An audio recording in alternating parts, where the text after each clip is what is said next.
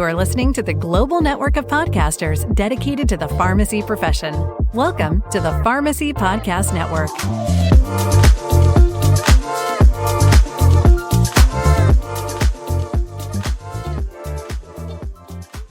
The testimonials appearing in this podcast reflect individual experiences and individual results may vary. Cardinal Health does not claim, nor should the listener assume, that any individual experience recounted in this podcast is representative of what another consumer may experience.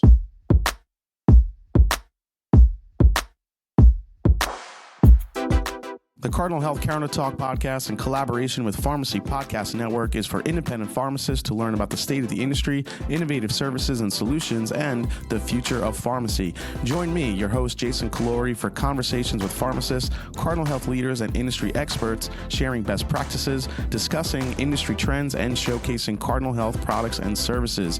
You can subscribe to the Cardinal Health Counter Talk podcast on Spotify, Apple Podcasts, and wherever you listen to your favorite podcasts.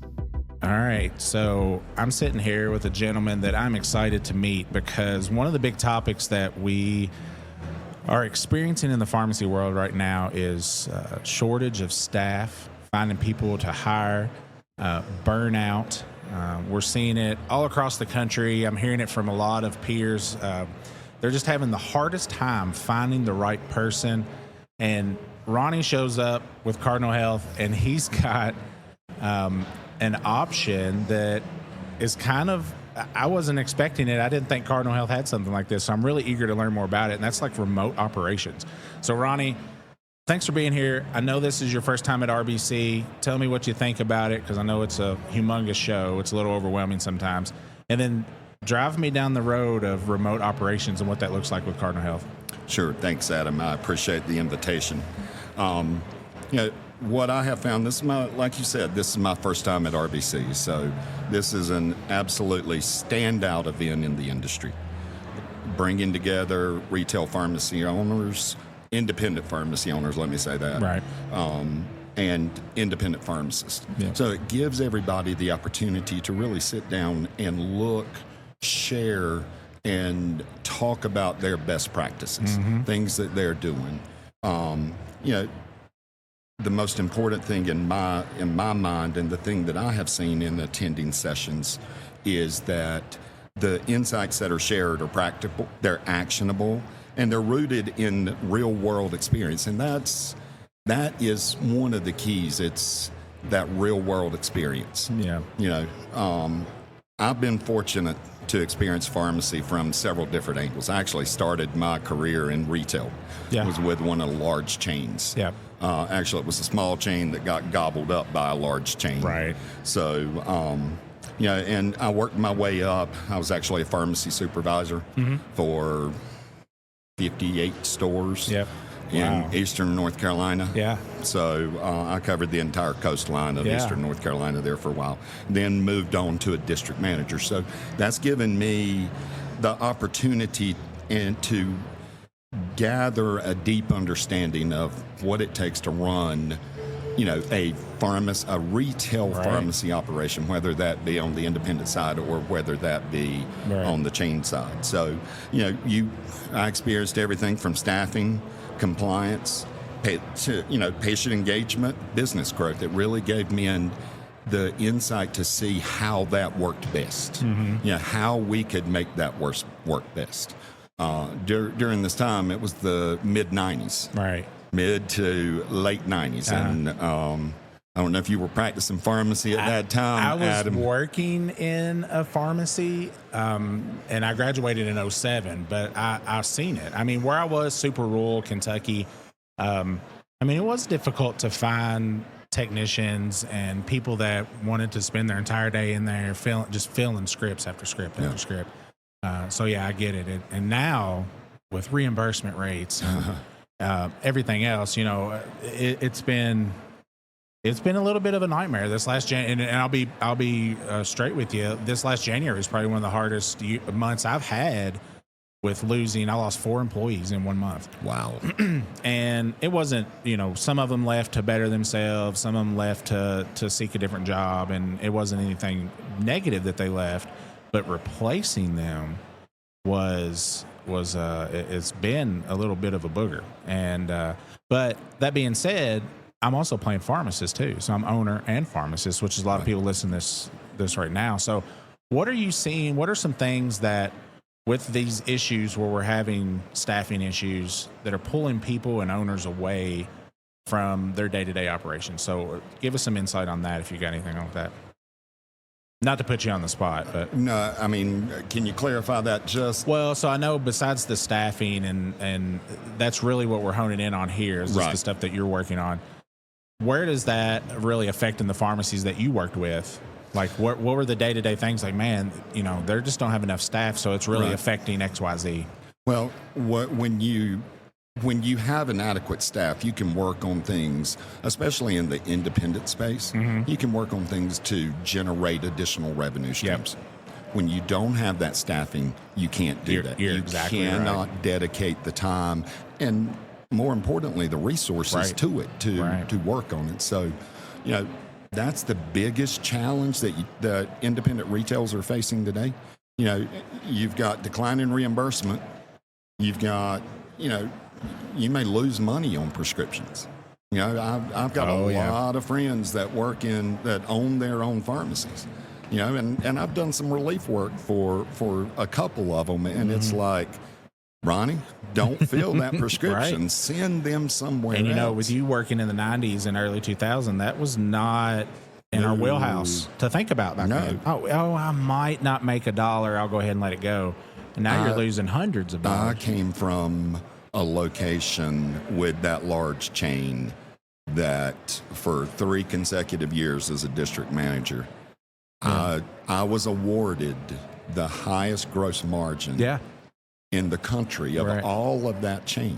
31% margin. Could you imagine running 31% margin now? That's amazing. So that's if some of these guys, if they're running 3% margin, they're happy, they're golden at 3% margin. So, what we've looked at, we're looking to launch. We've been doing remote pharmacy services in the acute care setting since 2002. Right. So, that's really where we have focused in.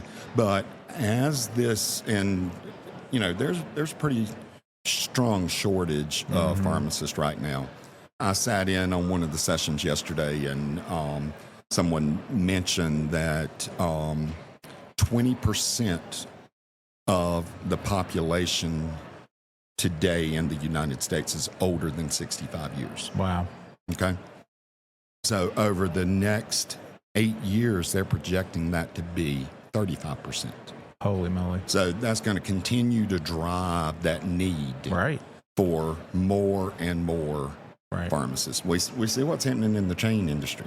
Yeah. They're closing stores right and left. Right and left. You've got locations that the independent retail is the only pharmacy within 50 or 60 miles. Right. So all of that business is coming there, but the people are not coming with it. Right. So massive challenges. Yeah. And then if you think about it from the pharmacist standpoint, in 2011, there were 17,000 applicants for pharmacy schools. In 2021, there was 11,000. Right. It's 35% decrease. I've talked to universities, University of Kentucky, and then Sullivan University in Louisville, and they're having a majorly hard time filling their seats. Absolutely, they are. And I think it's the negativity online, the negativity that they're seeing, social media. And if you're interested in pharmacy, chances are somebody that's a pharmacist, and they're probably telling you don't do it. Yep. And so that's why I'm here to try to flip that script back to the way it was when I went to school. That was it. Like, we're going to be pharmacists. It's going to be awesome. Everybody told me it was the best thing ever. And for me, it still is. But now so I'm very familiar with, like, and just thinking about from business operations, virtual assistants, AI kind of stuff, hiring somebody off site to do something. I never really thought about it inside the pharmacy world. Okay. Tell me about your program and what kind of offerings you all have that you could help a pharmacy owner do inside remotely. So let's understand the how. Yep. Okay. So I've got pharmacists that are sitting either in a licensed pharmacy, licensed to Cardinal Health in Texas or Ohio. I even in the states that allow, and I have folks that work from home. Okay, so they log in to their computer system. We've got a secure VPN connection built into those hospitals or those retail pharmacies or wherever that may be. We log in, and it's just like we're sitting on site. Wow. I've got your pharmacy. What's your pharmacy information system that you're using? We use Pioneer.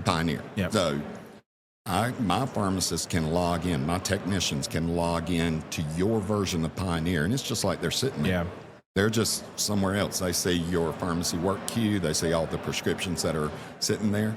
So then, in the implementation process, when, let's say, you and I come to agreement and you're going to utilize Cardinal Remote to help you with your staffing. So I'm going to send an implementation pharmacist either to your location, if you've got the time to do that, or they're going to do it virtually. And they're going to go through your policies and procedures, how you want this processed, how you want that processed, exactly what you want done. Wow.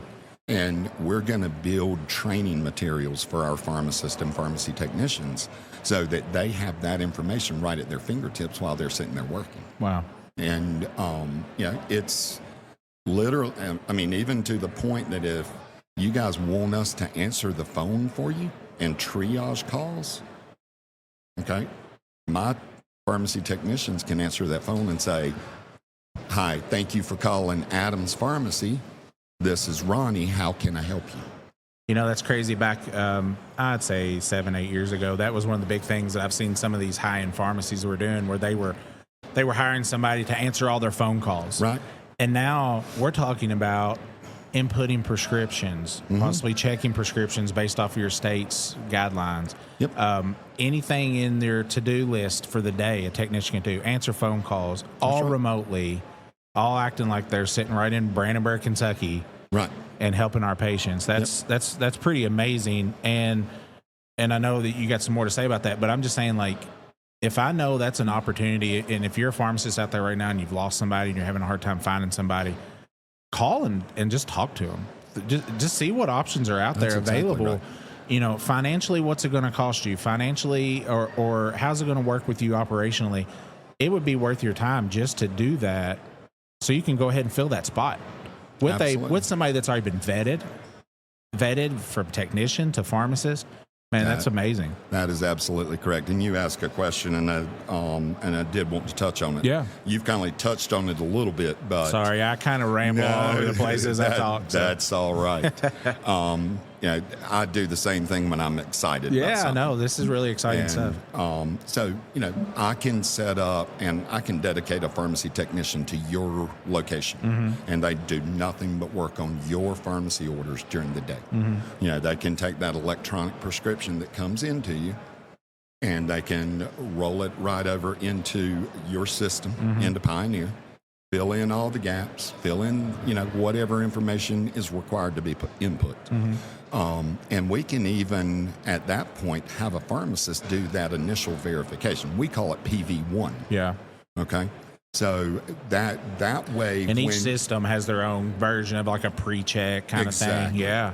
So at that point, then we can have that set up for you at your location, where your on-site staff are printing the label, counting the tablets out, and then the pharmacist on site does final product verification. So basically, in my store, and I'm thinking out loud here, in my store, I have processing, filling, checking. There's a little bit in there, but I could almost get rid of at least one whole or two whole employees. Not that I want to, if any of my employees listen right now, I'm not here to interview them. But if I'm having trouble staffing that position, and basically I'm just filling scripts and checking them and relying on the fact that I've had a licensed pharmacist, a technician that I will learn to trust because they're part of your team now, right? That's Do you have exactly communications with them? Absolutely. Yeah. That's amazing. All right. What else, Ronnie, am I missing here that you wanted to talk about on this? Well, one of the other things that we do all of that, but there's a lot of specialty pharmacies out there, and we can even do this for non-specialty pharmacies. But for a specialty pharmacy that's URAC and ACHC accredited, one of the things that's required of that is that they have after-hours clinical call support. Yes. So we do that as well. Nice. I've looked into some of that stuff with our compounding facility, or when we're going to look at long-term care. Just having that person, like, man, I can't staff a 24-hour on-call. Exactly. Well, you just outsource it. But finding a company that you trust, one, Cardinal Health's not going to put their label on this if it's not something that's been vetted and awesome. So that's the first thing I want to say, and I'm not just tooting Cardinal Health's horn there. But, they're a big company, so if they're going to put their stamp on it, it better be right. And this is, after I got out of the retail industry, I went back into acute care. Yep. Okay. So I'm the DOP in the hospital. I'm a small rural hospital, 100 beds, probably running an ADC of 80. Okay. Okay. So I need overnight coverage. Right. We had all the requirements for the electronic health record. So I've got to have somebody that can do that. Well, I was in a hospital that was part of a larger system. Yep. So the large system comes in, says, I had a contract in hand from Cardinal Health. Yeah. And the large system comes in and says, no, we're going to do it for you. Well, that lasted about 6 months. Okay, and I'll leave it at that. It lasted about 6 months. We all get what you're putting down, yeah. And, but then I started using Cardinal. This is 2008. I started using Cardinal for my overnight entry. Got to the point where I was looking to do something different. Yeah. Moved over to Cardinal, remote order entry. And here I am as the National Operations Director. But that hospital to this day is still utilizing Cardinal remote on the acute care side. But nice. I say all of that to say that this is proven. Yeah. We can do it. In fact, if on the acute care side, we actually helped write the regulations and the guidance for that ASHP has out there for a remote pharmacy model. Wow. So, I say all that to say it's not something that we're just going to throw together and hope it works. Right. We have a proven process that we can make this work. I'm already making it work. Yeah. I've got a large outpatient pharmacy at a teaching hospital doing 1,000 scripts a day. Wow. They were having issues recruiting technicians. So they came to us. And we don't do them on the acute care side because obviously they're large enough that they've got 24-hour coverage there. But they came to us because outlying hospitals that they were aware of were utilizing Cardinal Remote. So we set up a program. We're now in year 5 of this program. Originally, I had 5.5 technicians that were just doing, the initial order entry for them. Now we're doing that, plus we're doing all of their prior authorizations that come down. Nice. So, we're doing it. We know it works. Right. Now we're starting to really look at the retail independent market. So, as a retail independent owner, speaking to other independent owners that are listening here, if this is starting to pique your interest, number one, don't be scared to call. Right. And we'll get into how to get a hold of you. I'm actually sitting here thinking I'm probably going to call when I get done with the show because I don't know that I necessarily need. Can you do part-time? Yes. See, that's a whole nother piece. Finding a part-time person as an owner, I don't want to, I do hire part-time, but I want to take care of my employees. I want to, and if I know that there's an option to do that, and it's okay. Like, hey, yeah, we got part-time. Cool. They work for you half the time, in another store another half the time. Exactly. Then that makes me feel a lot better. So, and that's just me speaking candidly on that. So if you're another pharmacy owner out there and this is trying to pique your interest, Ronnie, where do they find out more about this? through Cardinal Health? Okay, so the easiest way is to send an email to healthcareinsights Okay. at cardinalhealth.com. Okay. There's also websites out there, and you can actually, find a link. If you go to Google and search remote pharmacy services, Cardinal Health is going to be one of the first listings that you see. You can go there, and there's links in there where you can fill out your information, and we will contact you. Okay. So, Loaded question here, and I'm just asking, do they need to be a Cardinal Health member? Nope. Wow. No, we are. So I hope all you yahoos out there who aren't with Cardinal Health are hearing that. If you're not with Cardinal Health, you can still utilize this service for remote operations, which is amazing. What else, Ronnie, am I missing that you want to tell everybody about? Because I think we hit it pretty good. I think we've pretty much hit everything, Adam. Yeah. The reason I do this podcast for Pharmacy Podcast Network and Cardinal is every time I sit in here, I thought I knew so much stuff. And now I get to learn. I'm learning more and more. I got people coming in every day that I'm doing these podcasts with, and I'm just like, wow, I didn't even know that was really an option. I've heard rumblings of it here and there, but I didn't even know Cardinal offered something like this. So super exciting stuff. So if you're into looking for some help, you got you got team members that are burnt out, and you're like, hey, we just need an extra hand 3 hours a day to process whatever. Cardinal Health probably has what you got. You need. We can make it. We can fit a solution. Yeah. To meet any pharmacy's need. Awesome, guys. I'm excited about this one. So listen to this podcast, RBC 2025, Remote Operations with Ronnie. Ronnie, thanks for being here, man. Thanks, Adam. Safe I appreciate trip. it. I know you're fixing to jump on an airplane, right? I'm getting ready to get on an airplane, and hopefully I can get back to the East Coast. Yeah, the weather's been a little rough around here. So, guys, we'll talk to you soon. Thanks. Caregivers in America is a topic that a lot of people don't understand. They don't realize the impact. Today, Cardinal Health, RBC 2025, Dr. Adam here. I want to say an expert. He won't say he's an expert, but with AARP, Greg Clem. Greg, educate us on caregivers and how important it is for our communities, where pharmacists can help and where we can help these people that are doing this amazing job. Yeah, thanks, Adam. Yeah. It's great to be here. I think this is our third year of showing up at RBC from Nice. an AARP Cardinal Health perspective. So we're really trying to ingrain ourselves in the work that you all do every day, the great work that Cardinal Health does every day, Yep. the great work that the pharmacies do every day, and try to educate folks on why this group of people, these caregivers across the U.S., are so important. Yeah. And some of the things that we like to talk about is that this caregiving is no longer a niche issue. This is broad. It is a national reality. Yeah.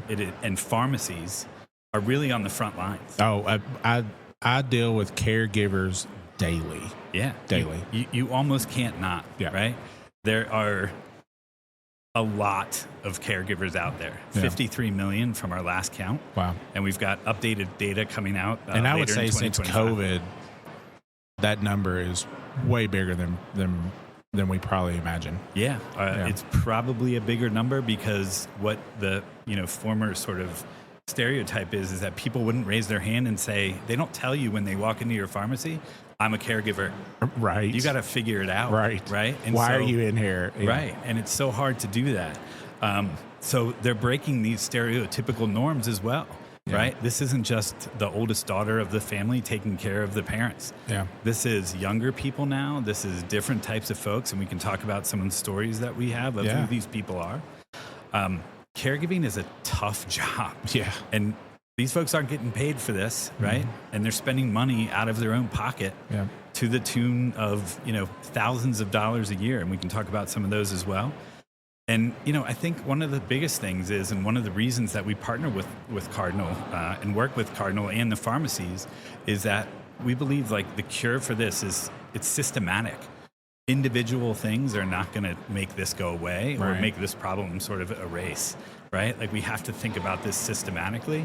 And so AARP thinks about this from the Hill to individuals to partnerships that we have like this. and we try to think about it across the spectrum, right?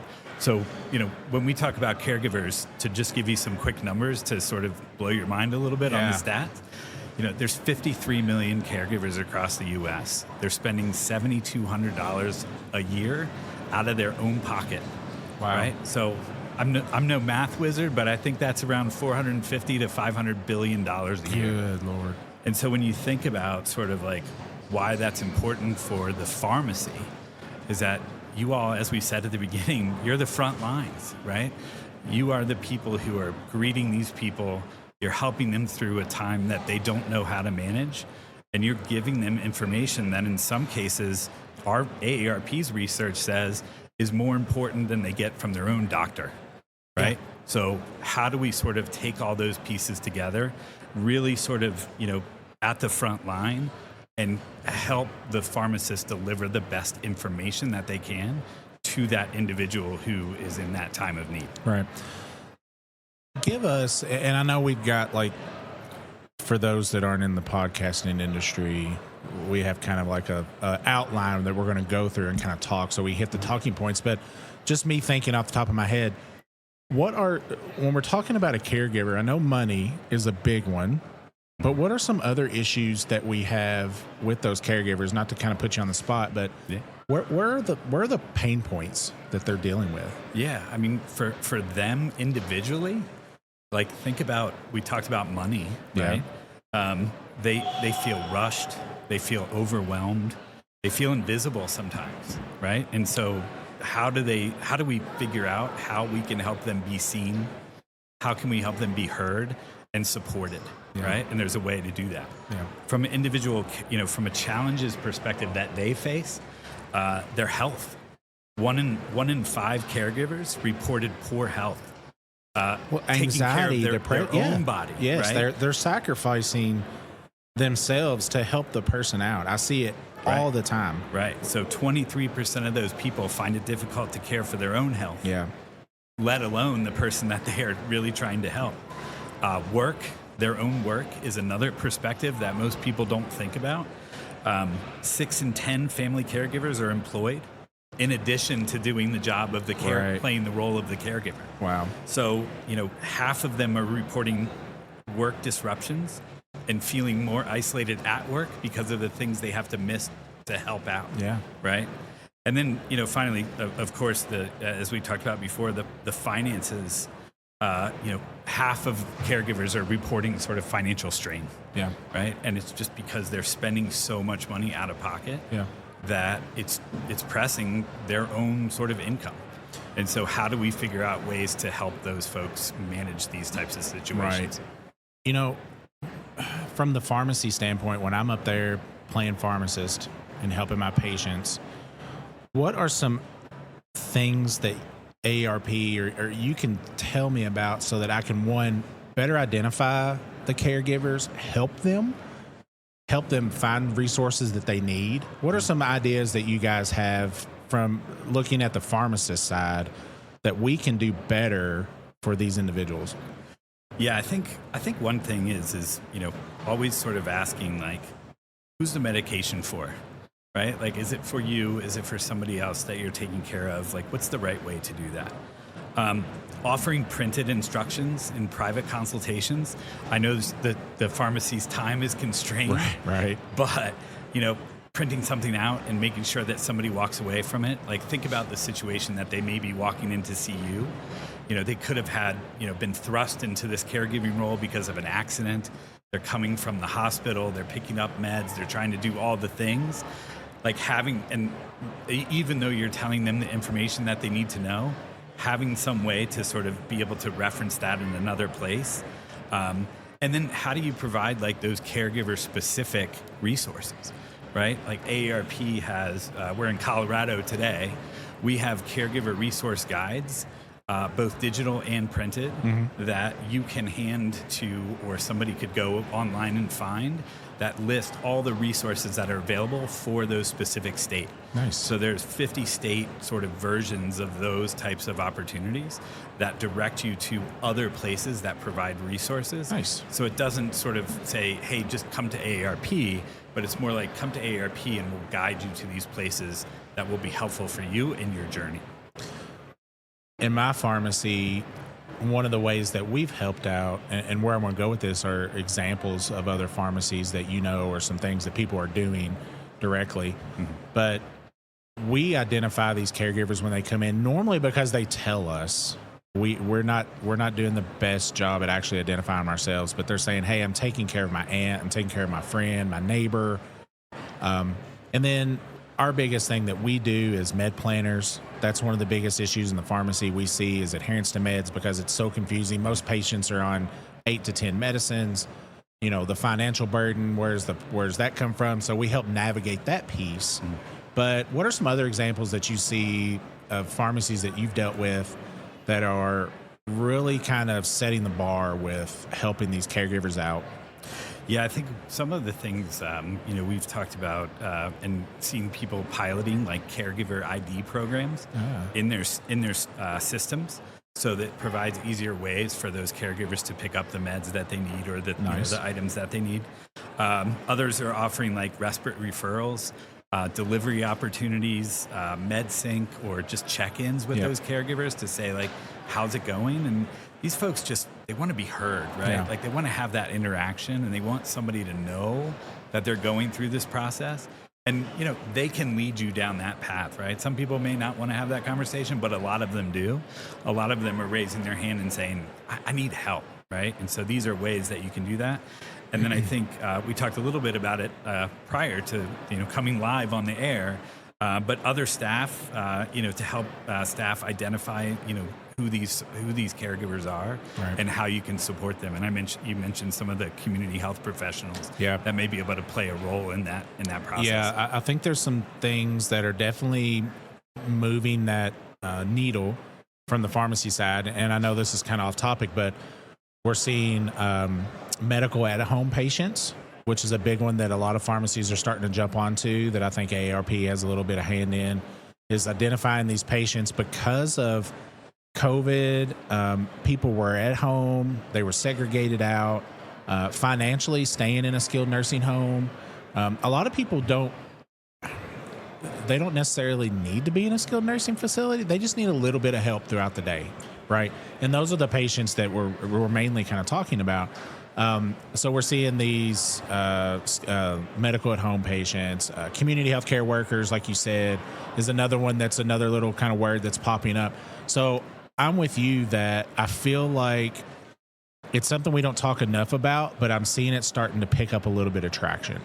And as long as we're getting the word out and we're educating these pharmacies and these pharmacy owners and these pharmacy staff to identify, I really like the idea of identifying them in your software system, or putting somewhere in there that, hey, this is a healthcare worker, offering that extra bit of advice, or that, like, hey, how are you doing? What can we help you with?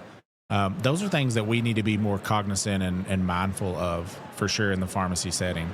Yeah. So what do the caregivers tell AARP about their experiences at the pharmacy counter? Like, I know you had a bunch of statistics, but do they feel like they're getting heard, or do they feel like that they're having this experience, or is this something we need to do a lot better at? I think it's evolving, right? Okay. I think it's like the industry, and I think the numbers are starting to be so great that you can't help but, as a pharmacist, start to recognize the volume of these folks who are coming into your stores, and listen to them and understand, like, what are they doing, right? Like, and how are they doing? And I think communication and sort of it sounds very simple, but it's like, show some empathy, right? Like, show people empathy in terms of how these things are going. Like, use plain language. We mentioned before, these people are often like thrust into this position that they haven't prepared for, they're not prepared for. And they don't understand disease states. They don't understand medication. Right. Yeah. And simply, like, just asking people a question. How are you managing everything? How are things going? What can we help with? something that you're doing to your customers, you're offering to your customers on a daily basis, can continue that process, especially and probably double down when you're recognizing that this person is a caregiver, right? Right. And I think, not to take it back to a all business conversation, but these caregivers, the numbers that we talked about, the spend that they have, if you're doing your job of making that customer a loyal customer, then they're going to continue to spend with you, and they're going to continue to be able to grow the things that you can give them because they're coming back to you, because they find that trust in you, because they know that your store, your location has the things that they need, and it's organized in a way that they can find it quickly, get what they need, get in and get out. And I know that's not the easiest thing to do, right? But everybody's trying to figure out the best way to sort of create that customer flow. And in a caregiver case, it's even more important. As a pharmacist, one of the words I use to describe what a pharmacist is, and I guarantee almost every pharmacist that's in here at RBC, is sacrifice. For so long, we sacrificed our finances at the store when we'd give our time away, we give things away because we just, I don't want to say you over care, but we over care for these people. And these caregivers, as we're sitting here talking, I'm understanding they're just like us. They're sacrificing, they're over caring, they're doing things above and beyond.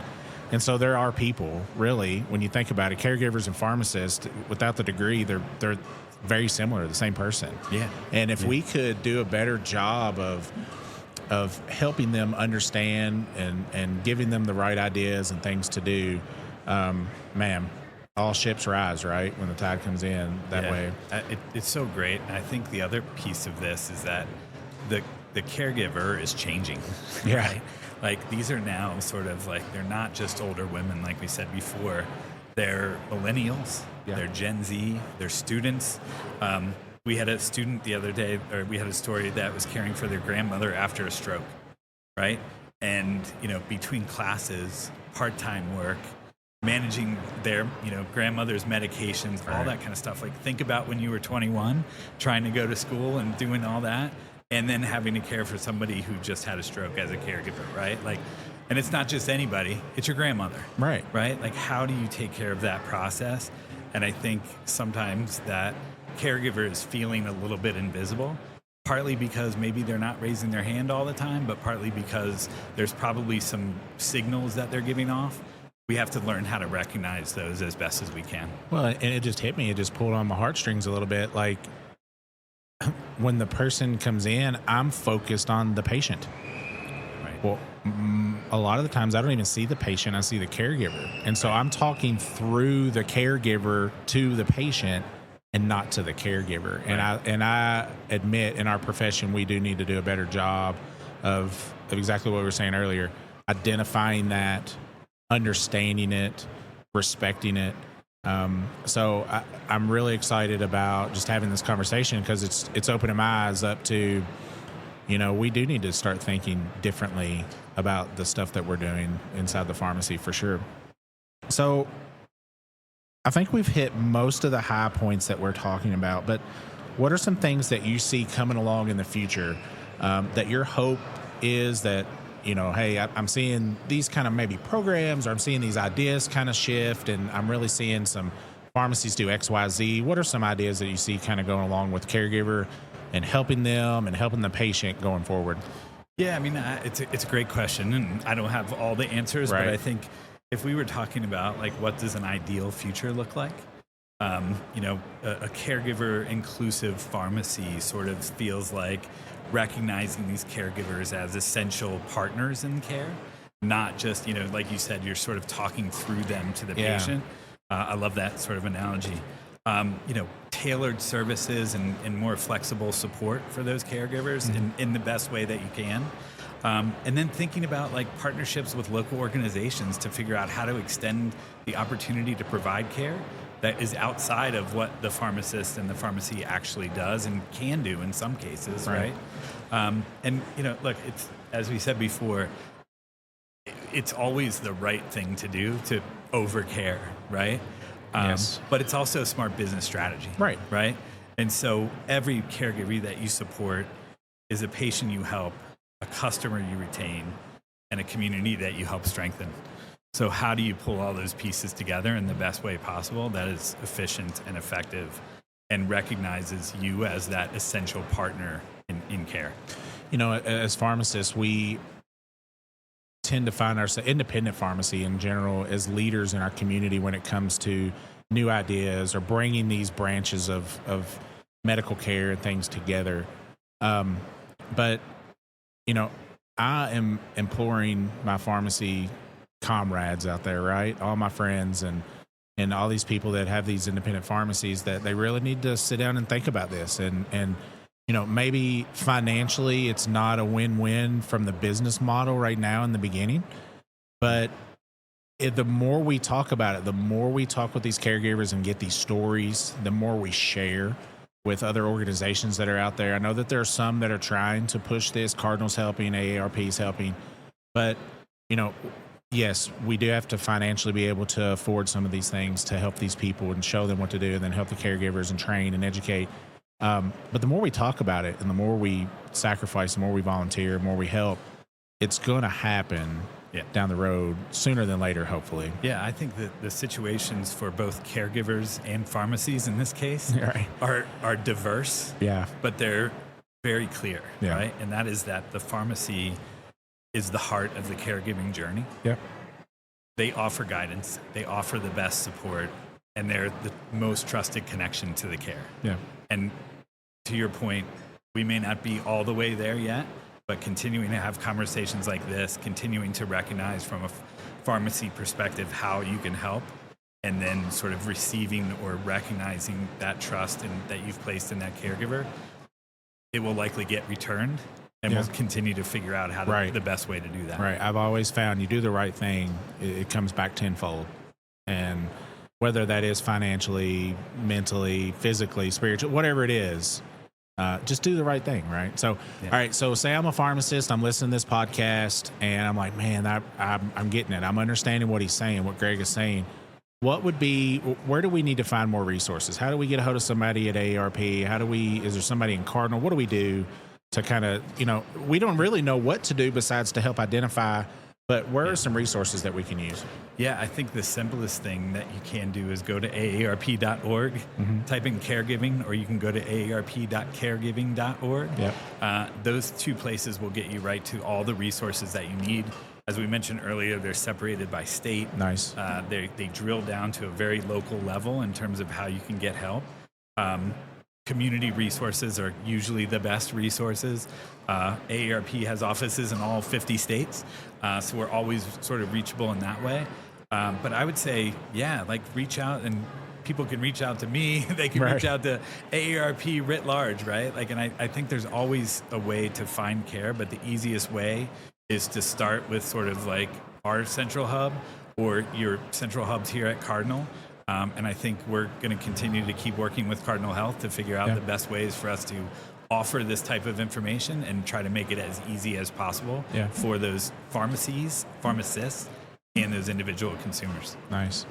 Greg, thanks for educating me today and making me, and I know a lot of other pharmacists that are out there, think differently about the people that walk into our stores, right? Come through our drive-thrus, and give us a sense of perspective and an idea of something we really need to be starting to focus more on. So I really, really appreciate that. You're welcome. Thanks for having me. Thanks, Greg. Appreciate it.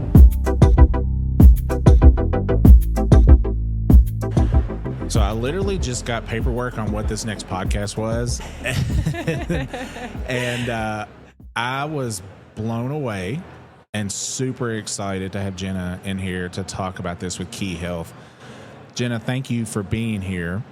And like I said, we're just going to have a candid conversation.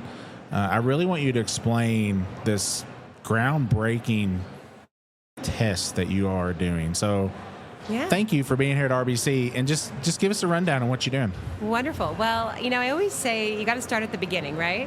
Why testing? Why diagnostic testing? And really the catalyst for that is, I use this analogy. If you were going to take your car to a shop and they were going to diagnose what was wrong with your car, they'd have to look under the hood. Right. They'd have to actually see what's going on inside. And we so commonly go around and we take products, supplements, do things, make decisions, and we have no idea what's going on in our body. And Girl, that you is are preaching to the choir. It's such a problem.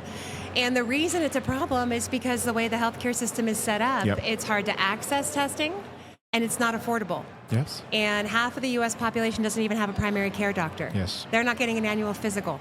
And so it's a huge challenge. And I think it's a huge challenge that, in a lot of ways, the only group that can probably solve it is retail pharmacy. Oh, I love you. And the reason they can solve that problem is because there's a pharmacy, within walking distance of most people's homes. Right. It's an area that you go and you travel to on a regular basis. And, you have multiple interactions in a pharmacy with a pharmacist. And so what we are really trying to do is take comprehensive, high-quality diagnostic testing to consumers in a way that removes all barriers to access. It's affordable, and it's in a location where they can get it easily. Right. And when I say high quality, what I'm talking about is there's a lot of, what's the nicest way of putting it, tests that don't tell you anything meaningful. Right. And, the most important things when you think about general health are really three key areas. You need to know if you have inflammation, you need to know if you are metabolically dysregulated, and you need to know what's going on in your gut. If those three things you have answers to, the likelihood is you're not going to get sick. But if I were to ask you right now, do you have inflammation? Do you have a healthy gut? Are you metabolically regulated? I'm curious to see what you would say. So here's where I'm going to blow your mind. You ready? Yes. We just met. You don't know me from Adam, and even though I am Adam. But in my pharmacy, I'm part owner in 3 stores. Okay. And in one of my stores, I have a functional medicine holistic health clinic with a nurse practitioner. And this is exactly what we focus on, because you're exactly right. I had patients that they had primary care, and our primary care providers back home are fantastic. Most are. They're in a bad system. Mm-hmm. We had patients come in that I've watched for years that were just getting fed the same prescriptions, the same supplements, the same ideas, and they still felt like crap. And so kind of the buzzword a couple years ago in pharmacy world was this functional medicine. So I did my research, figured out what that was, and I've been down that entire rabbit hole. And actually put a cash clinic inside of my store. That is, I think we're over 3 years now we've had that. And so when I saw this and exactly what you're talking about, I know, full of inflammation, the food you eat, the metabolic pathways, doing those deep dive lab tests that most people don't ever get or even know they exist. How do they do that? How do they do that on a cash program? Mm-hmm. And then also, how do pharmacies utilize that for revenue growth and to make their patients healthier? Well, and to capitalize on being the destination for health. Exactly. And, when there's a gap, there's always an opportunity. Right. And you were smart in your approach, because you're right. People are walking around and they're getting sicker. Yes. They're less healthy. The number of people I run into in their 40s and 50s, I'm in my 40s, and they say, I don't feel good, and they think it's okay. Mm-hmm. And the fact of the matter is it's not. Yeah. You shouldn't feel bad. Right. But you're not going to ever feel better if you don't know what's wrong. Right. And so, when we kind of looked at this, we started off with our first technology. It's the diabetes risk test. Mm-hmm. It actually just won. And that's what I read, and I was like, holy moly, this is amazing. It won American Diabetes Association Innovation of the Year. Yep. And what's really cool is we have 4 biomarkers in this test, but sort of the incredible, marquee standout one is it's a liquid biopsy. And we can actually measure for the first time the rate at which your beta cells are dying. Okay. And the reason that's important is if you look at the scale of diabetes, right now most people are diagnosed with diabetes in stage 6, which is an elevated HbA1c. Okay. But at the point of diagnosis, more than half of your beta cells are already gone. Right. You're not getting them back. And so we know it's already been proven in studies that not only is it going to be challenging for you to manage that diabetes moving forward, but it's putting you at a higher risk of developing Alzheimer's. Right. So what we're doing is we're saying rather than waiting until stage 6, let's intervene at stage 2. Yeah. Let's intervene when your beta cells start to die at a more rapid rate than they should be. And you can do something about it. And you can do something about it before you've done any damage. Right. And so our test is the first to look at the rate at which your beta cells are dying. We combine that with traditional biomarkers, so C-peptide, insulin, HbA1c, to give you a comprehensive look at your risk of developing and current status of developing diabetes. Amazing. And you can do it all by walking into a pharmacy. Yeah. You don't need a doctor's prescription. You don't need to have any of these hurdles. Now, mind you, if you have a result, we want you to make sure you're under the guise of some medical professional to optimize your health. But you should know. We should own our data. Yes. As a consumer, I should be able to know what's going on in my body. I should not be restricted to accessing that information. Yeah. But really quickly, we realized, okay, well, metabolic health is one component. But if I'm really going to service the population with what they need to be healthy, I've got to add in some more stuff. And so we have 2 incredible gut health tests. I love gut health. And gut health, I have a personal story. This is the whole reason we have gut health. I have 3 kids. They're my world. 3 daughters, and they're amazing. And obviously, I'm obsessed with healthcare. So when my youngest got eczema all over her whole body, and she was 18 months old, and I took her to the allergist and the dermatologist and the pediatrician, and they were all like, eczema steroid. And I said, well, that's nice, but I'm not putting my 18-month-old on a steroid for long-term use. Yes. So I'm not done digging. And I found a really great integrative pediatrician. They're hard to find. Yep. And we did a comprehensive gut test. And she had a parasite. Yep. And it had wreaked havoc on her gut. And essentially, she was eating things like eggs, seafood, shellfish, and she was having a really bad inflammatory reaction to almost everything. Yep. We treated the parasite, worked on a gut healing regimen, which includes berberine and some other amazing products. Love some berberine. So do I. I'm obsessed with berberine. And within literally 3 weeks, the eczema was gone. And she hasn't had eczema since. So your story I hear in our clinic all the time. Gluten. Let's stop milk for a little while. Let's put you on a good regimen, a probiotic, a prebiotic. Let's see what. And these kids, adults, are coming out for just gut health.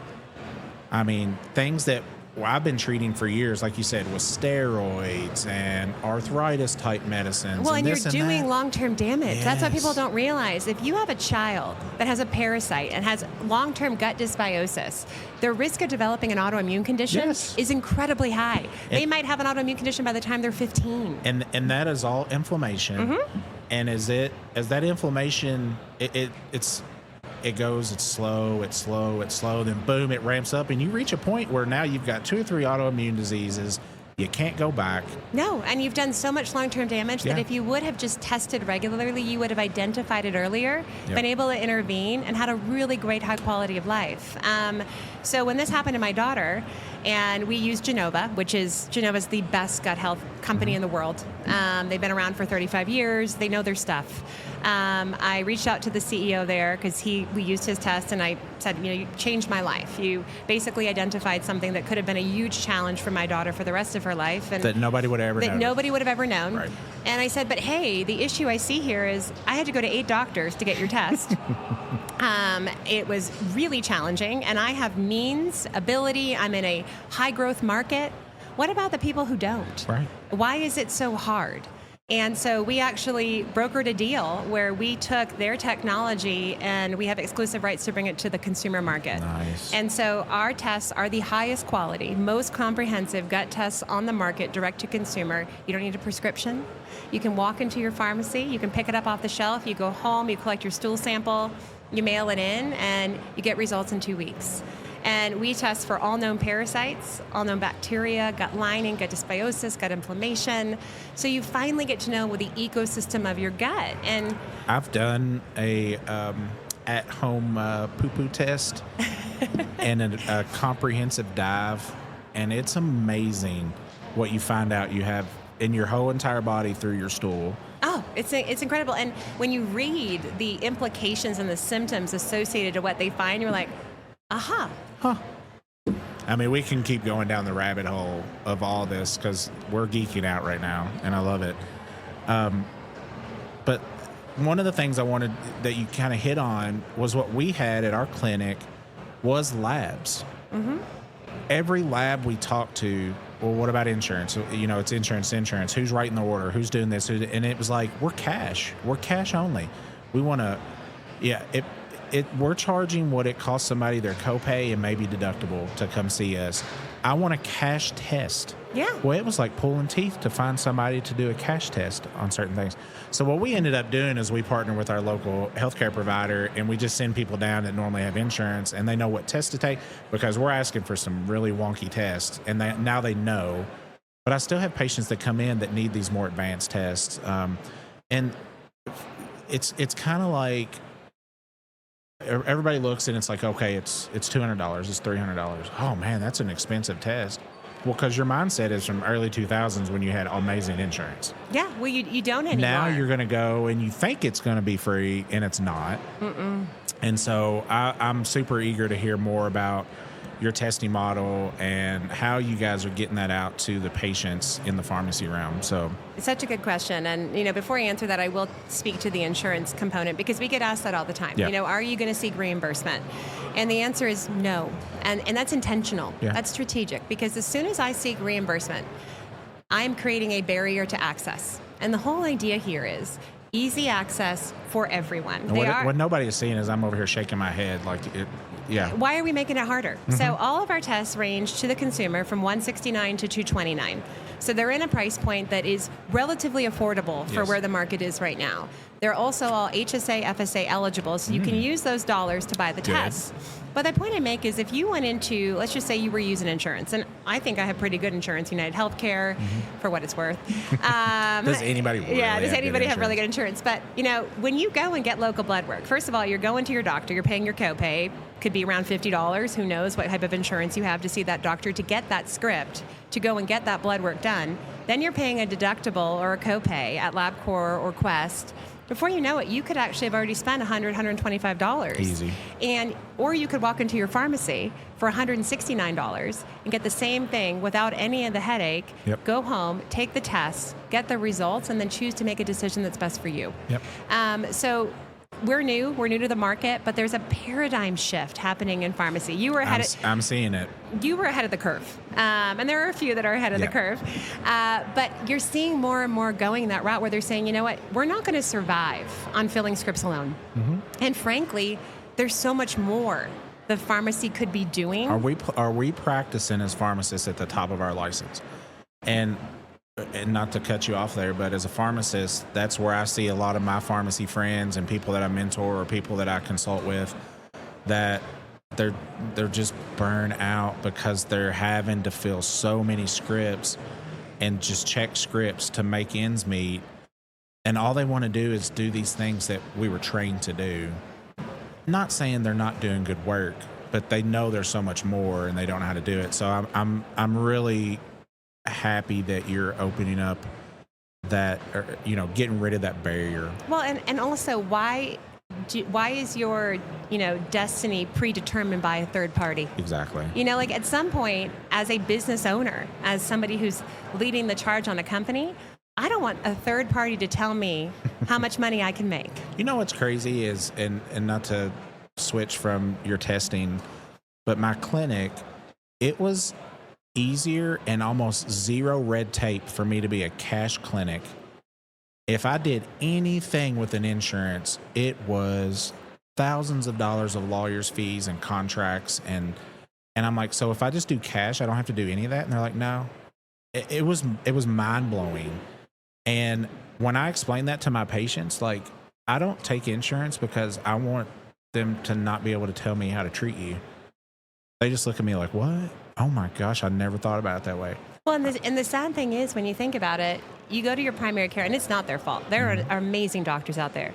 But when they're told you cannot spend more than 8 minutes from walking in to walking out, and that includes paperwork, input into the computer, basic overviews. How are you ever going to get to the point of determining what they actually need? Which is why you see so many primary care moving to direct primary care or moving to a cash pay model, because they want to meet their patients where they are and what they need.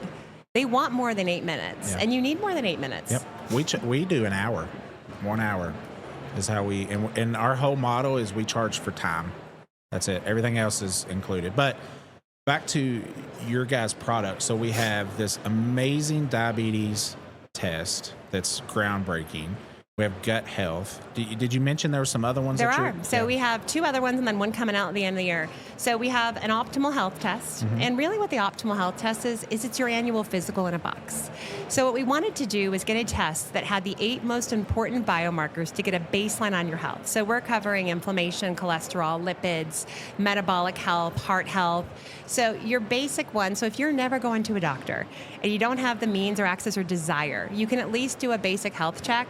It's $169. It's easy. Draw at home. Go ahead and send it in. The other test we have is our sleep and stress test. And the goal there is your basic hormone entry point. Yes. So it's going to look at cortisol, DHEA, and the ratio. So it's going to tell you how are you functioning? How are you managing? What are you producing? Because what many people don't realize is how you manage cortisol and DHEA impacts so many other things, from energy to general hormone function. Absolutely. And the last one we're working on right now, we hope to come out with by the end of the year, will be focused on longevity. Nice. And so the idea being we want to cover the gamut of metabolic health, gut health, inflammation, and make it easy. Yeah. And all of our tests, which is kind of cool to the pharmacy model that you speak of, are you should take them every 6 to 12 months. This is not a one-time test. This is not I come in, I buy it one time, and never come back. The goal is we're creating a model where you have consumers coming in, they're testing once or twice a year, and then you're helping them as the pharmacist optimize their regimen based upon those results of the test. So at the end of the day, okay, I come in, I notice that my gut health could get better or my sugar numbers could improve, but they're not the point where I need a prescription, but maybe berberine is a great entry point. So now they're coming in, they're taking berberine that they bought from you, and then they're retesting in 6 months and seeing if it had an impact, or if you maybe need to intervene a little further. Maybe if your numbers are not going in the right direction, That's where I was going to go. This is a fantastic starting and midpoint. I see, like, consistently checking so that you see exactly, hey, this is going on. What's the next step? Is there a next step? Hey, we noticed with this one changed. Hey, Key Health has this fantastic test. We did it. It showed this. Now let's go find this other thing that they don't really have yet, but we know, but it's leading us to where we need to go. That is where I see the problem is a lot of the times is we just get these numbers. What does it mean? Oh, you're on a statin. Oh, you're on a blood pressure medicine. Well, and I think the other thing is you look at it and you're like, okay, I'm recommending a probiotic. Well, most consumers are eventually going to say, is it working? Oftentimes you're not going to feel the difference of a probiotic, but the numbers are going to prove the difference of a probiotic. I did the gut health. And I was really low on Akkermansia, and so I did probiotic Akkermansia. Next time I did it, those numbers are great. Okay, we don't have to take it as much now. Let's go off of it. All right, let's check again later. Let's see what's going on. Oh, your inflammatory markers are better. So it's just a piece of the puzzle of healthcare, but you guys are given access to that in a pharmacy setting. There's some revenue tied to that. There's patient access tied to that. And there's something new that we have access now through Key Health that nobody else has, and that's this diabetic test, which is still mind-blowing to me. But, yeah, that's amazing. I think you hit every nail on the head there, and it's rewarding for a patient to see that they're doing better. Yes. I mean, everybody... I guess I'm your stereotypical, I love to be gamified. I'm like, everything is a competition. But, I ran into the same things. I'm a very healthy person. And so that's why I also say, you'll hear people go, I don't need a diabetes risk test. I'm super healthy. Well, I'm a very healthy person. I have no family history of diabetes. But my blood sugar numbers were elevated. And I just don't process sugar effectively. I don't eat dessert. I'm a pescatarian. I'm about as healthy from a diet perspective as you can come by. I started taking berberine. And I just had my HbA1c, it's 4. And so I tell people, I'm like, I would never have known that I even needed berberine if I hadn't taken a test. And that's the thing is you may not know that if you have a high level of bad bacteria and you're taking a probiotic, you need to treat the bacteria before you take the probiotic. How are you going to know that? Right. And so it's all about empowering your patients with information and knowledge and being the center of that knowledge. And that's what pharmacists are. We're that, for lack of a better way of looking at it, we're free usually. There are some pharmacies that are doing some cash pay advanced consultation, which could include this piece. So it's just another layer. It's something I feel like the podcasts that I've done here this year, every one of them, when it comes to a clinical standpoint, and yours included, is just this new, almost kind of groundbreaking I wouldn't say super easy, an easy way to incorporate new clinical strategies inside your pharmacy for revenue and patient outcomes. And it sounds like you guys are hitting the nail on the head. We are, and you make it low risk. I tell people, I'm like, not everybody is ready to jump right in like you did. There's that hesitation. Like, yeah, I'm the weird dude. No, everybody knows Adam's the weird guy. Let's just go for it. It's good. So I tell people, I'm like, you can walk before you run. I'm like, if you're not sure how it's going to sell, buy one or two. Right. Start to dabble there. But you also have to realize things don't sell themselves. Correct. When there are new products, that's a whole nother piece. You have to be prepared to position yourself as a clinical diagnostic setting, so people start to see, oh, there's more opportunity here. Do you all offer some kind of training in that? We do. So we offer education, we offer marketing resources. We really want to be a part of that process.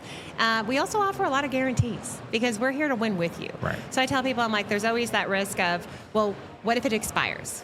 First of all, my goal is that you never have to worry about that. They're selling fast enough. But if it does, we'll replace it for free. What if it walks off the shelf? Because it's an expensive product, we'll replace it for free. Nice. We really want to be there with that pharmacist, that business owner, as they take that leap into building, another side of their business, because we know the demand is there. It's just a matter of who's going to capitalize on it. And independent pharmacies are ripe to capitalize on that because they have a relationship.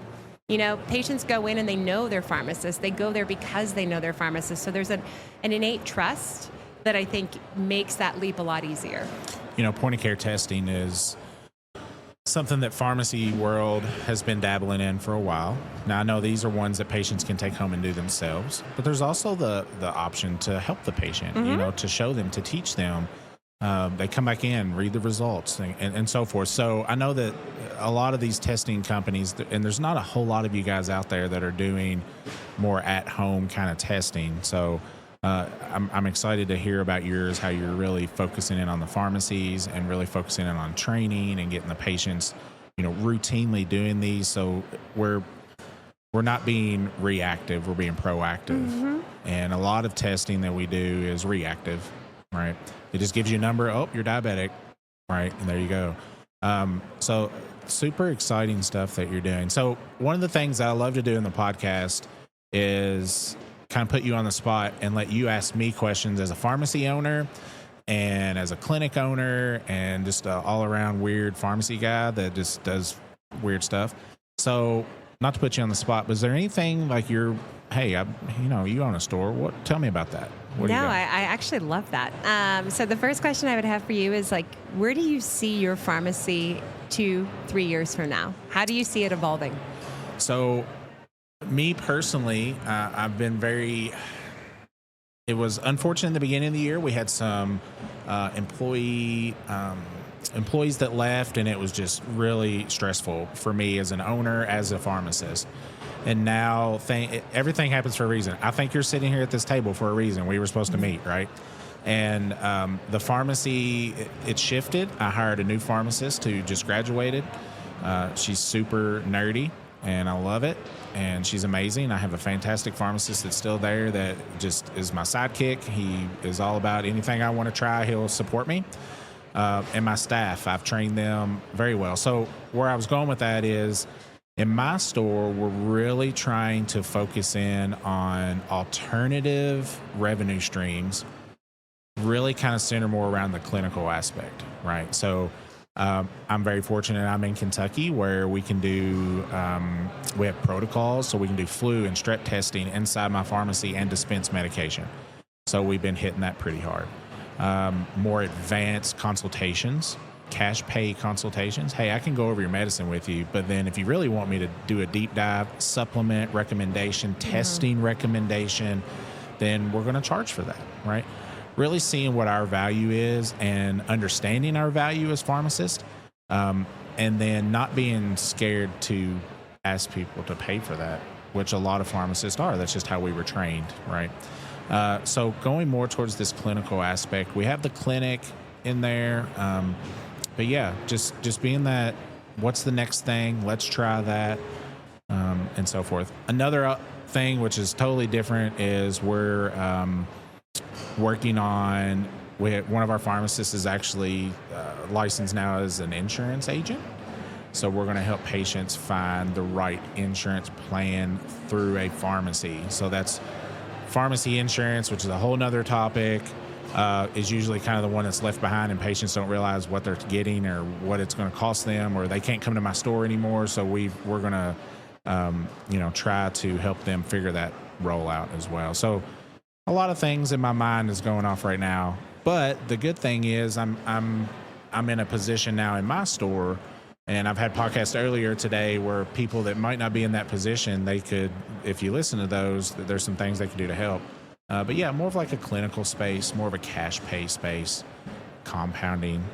So trying to really do it all.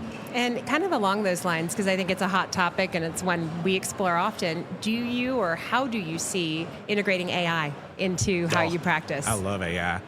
And maybe I shouldn't. I did actually take a AI class. Okay. A great friend of mine, Chris Corneliuson, helped me find it. And it wasn't cheap, but it was a month-long class, and I learned how to use that from an operational standpoint, and I'm blowing that up, right? So SOPs and sitting here on this podcast and questions I need to do and all that kind of stuff. Now, from the AI, from the pharmacy side, I've got some friends that are exploring AI possibilities to help them input prescriptions and help them check prescriptions and do technician duties, right? And then we're also looking in the clinic space. There are some platforms out there, none of them that are just like really just blowing up in my face right now that I'm wanting, but integrating AI to where we can put in labs, notes, soap notes, and really kick back a great recommendation for our nurse practitioners to look at, use to come up with a game plan for the patient that deep dives into the things that we're interested in: functional health, holistic health. I have patients that come to me because they know we're not going to write them a prescription. They want to eat a maple tree bark somewhere and hope that it's, whatever it is. And we're open to that. We want to meet them where their healthcare goals are, but then offer them a solution to that as well. And so I see AI really helping in that space. Okay. And I hope it happens sooner than later, and I'd like to be on board with that. But I definitely know it's getting there. I've heard some rumblings of it. But yeah, AI is pretty wild. Because I was going to say, are you seeing, or do you think you will see AI used as an interaction tool with consumers within the pharmacy? And yes. And walk with me here, but you see consumers coming in. Many of them are waiting or perusing, and there's the opportunity to optimize that time to direct a sale that's personalized. Yes. And I think AI enables that like it could never have been enabled before. So you can take inputs and actually, knowing what's on your store shelves, direct them to products, services, testing that would be optimized to their health needs and their health goals.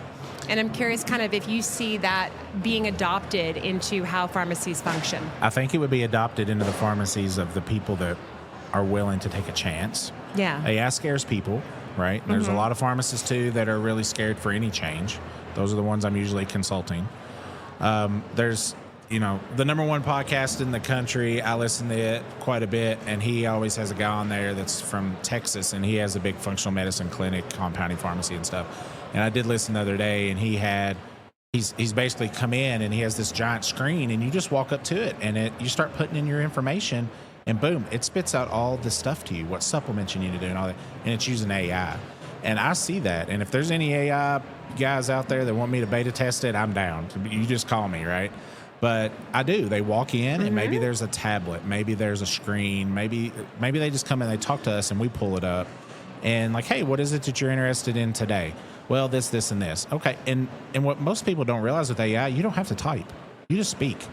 You speak and you're pressing buttons. And I mean, you think about it, even while they're waiting, even if they're not waiting long, because that's not your goal. But hey, you got to go get their script, or you got to mix their script, and you're like, hey, do you want to, create your personalized, portfolio, profile with us, and we'll maybe make some recommendations or share with you when there's opportunities for savings. Exactly. It takes 30 seconds, and then you've capitalized on a customer that maybe didn't even know that berberine would be great for them, or a new probiotic, or a new test you're carrying. You've got my wheels in my head spinning on how we could easily do that inside the store with just simple ones like chat or Grok or something like that. There's so many opportunities when you think about it. Pharmacists, like many disciplines, we're not trained to be salespeople. Right. And I'm a big believer, don't put somebody in a role they don't want and they don't know, they weren't necessarily geared to do in the first place. But you can use technology to do that. So it takes all that out of the way. Yeah, I've always been a big fan of, and my mentors taught me, I'm not offering a sale, I'm offering a solution. Yeah. If they don't want the solution, that's on them. Regardless if they're Medicaid, if they're the richest person in town, it doesn't matter. If I don't offer them the solution, then what am I doing? And so that's where our heads have always been at our store, in our group of stores. So yeah, I see AI it's in the testing world, taking the test, offering those, just, making it quicker and easier. And it's definitely, we're going down that road for sure. Well, I love where your head's at. I love your willingness to try new things. I think that, as a business owner, you have to be. You have to continually evolve. And with technology evolving like it has, the day and age where you could do the same thing for 10 years and expect the same outcome, that ship has sailed. Yes. You now have to be looking about evolution every 3 months, 6 months, 12 months, in order to stay relevant, to stay on top of the curve, to continue to grow and sustain your business. There's a lot of that around here at RBC. Yes, I'm at RBC. There's a lot of shows out there. I would suggest to any of my independent pharmacy friends out there that is listening to this, don't be scared to go to a show, to make a phone call, even if it's a show that's 100 people. Those are actually the ones I learned the most at, because you get to know these people. You get to sit down with them. What is best practices that they're doing? Where are they seeing revenue? Where are they seeing patient health increase? Don't be afraid to do that. And I think a great partner, obviously sitting here with you, Key Health, and it's KIHEALTH. It caught me off guard there a little bit. How do they find out more about you if they're interested in your product, if they just want more information? Yeah. Where do they find out? So you can always email info@Key Health. You can also go to our website. We are a Cardinal Health product. Yes. So you can order direct through Cardinal Health. But I always say, if you want to know more, info@Key Health, we will send you a full packet, give you information. Probably jump on a Zoom if you want. Jump on a Zoom. Whatever. We're really hands-on. And, the genesis behind Key Health, to really throw people off with KI, is Key, KI, actually means the source within. And the concept of what we're doing is we're getting to the source of the problem so that you can really optimize your health. Versus treating the symptoms. And that is, for my pharmacy friends, again, that is where we should be heading, is utilizing these products that are being proactive instead of retroactive, and really deep diving, understanding what's going on. And I definitely feel like your company is doing that for sure. Well, I so appreciate our time today. Yeah. You're such a delight. I'm learning. We're all learning. I know. And it's good to make friends, right? It is, and it's good to see an evolution. Yeah. Healthcare. I've been in healthcare my whole career, going on 18 years, and I have never seen a more exciting time in healthcare than I do right now. And I know, we still got time, but when I did I got up and spoke in front of a bunch of people not too long ago, and it was actually last year, and that was something I said in 2005, when Medicare D hit. There were so many pharmacies that closed because they did not prepare, or were not prepared for this change in a pay model, insurances, and so forth.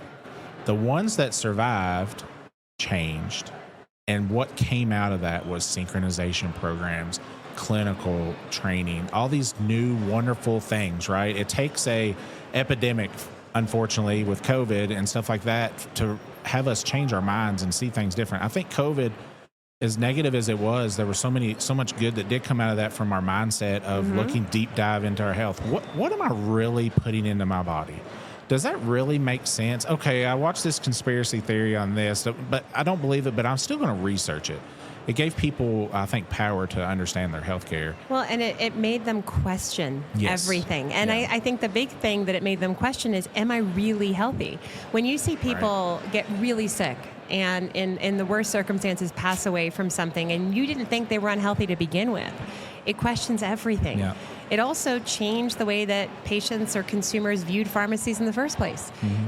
You became a diagnostic hub by default. Yes. You were going there for COVID testing, and now you're going there for STD and all of these other flu testing and all of these things. They go, oh, wow, it's more than what I thought it was. But now, I challenge pharmacy owners to think about, okay, well, it changed there, and now where could it go? Right. And how could you continue to evolve into the future to capitalize on a bad situation and a horrible occurrence for many that changed how people think about their health moving forward. Yeah.